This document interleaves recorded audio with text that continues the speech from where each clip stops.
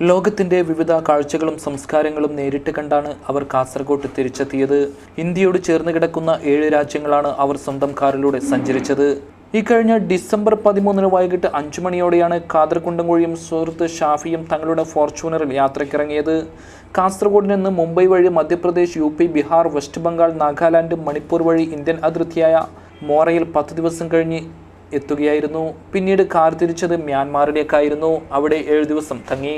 പിന്നീട് നേരെ പോയത് കംബോഡിയയിലേക്ക്. അവിടെയും 3 ദിവസമായിരുന്നു ചെലവഴിച്ചത്. ഒടുവിൽ ലാവസും വിയറ്റ്നാമും കണ്ട ശേഷം പിന്നീട് തായ്ലാൻഡിലേക്ക് യാത്രയായി. അവിടെ നിന്ന് മലേഷ്യയിലേക്കായിരുന്നു.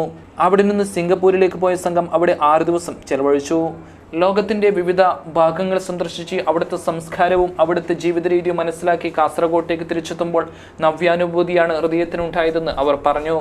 അനുഭവം മാത്രമായിരുന്നു ഞങ്ങളുടെ യാത്രയുണ്ടായിരുന്നുള്ളത്. പിന്നെ മ്യാൻമർ പ്രത്യേകിച്ച് എടുത്തു പറയേണ്ട ഏറ്റവും ദരിദ്ര രാഷ്ട്രമായിരുന്നു മ്യാൻമർ. മ്യാൻമറിൽ ഇന്നും പെട്രോളിൻ്റെ വില അവിടെ 35 രൂപയിൽ അവർ നിലനിർത്തിയിട്ടുണ്ട്. പക്ഷേ നമ്മളെ സംബന്ധിച്ചിടത്തോളം നമ്മുടെ ഇന്ത്യ ഇത്രയൊക്കെ ആയിട്ടും ഇന്ത്യയിൽ 50 രൂപയുടെ മേലാണ് പെട്രോളിൻ്റെ ഇവിടെ ഡീസലിൻ്റെ ക്യാഷ് ഉള്ളത്. പക്ഷേ അവിടെയുള്ള റേറ്റ് 35 രൂപയാണ്. കാരണം ഞാൻ ഇത്ര 7 രാജ്യങ്ങളിൽ യാത്ര ചെയ്തതിൽ എനിക്ക് ഏറ്റവും കൂടുതലായിട്ടുള്ള പെട്രോൾ കിട്ടിയിട്ടുള്ളത് ഇന്ത്യയിൽ മാത്രമാണ്. എന്നാൽ ഇതുകൊണ്ട് ഇവർ യാത്ര അവസാനിപ്പിക്കുന്നില്ല. അടുത്ത യാത്ര കാറിലൂടെ ലണ്ടനിലേക്കായിരിക്കുമെന്നും അവർ ആത്മവിശ്വാസം പ്രകടിപ്പിച്ചു. കേന്ദ്ര സ്റ്റീൽ കൺസ്യൂമർ കൗൺസിൽ അംഗവും മഹാരാഷ്ട്ര മൈനോറിറ്റി കോൺഗ്രസ് വൈസ് ചെയർമാനും വ്യവസായിയുമാണ് ഖാദർ കുണ്ടംകുഴി. ഗൾഫിലെയും കേരളത്തിലെയും പ്രമുഖ വ്യവസായിയാണ് ഷാഫി. യാത്ര ഇരുവർക്കും ത്രില്ല് നിറഞ്ഞ ഒരു അനുഭവം കൂടിയാണ്.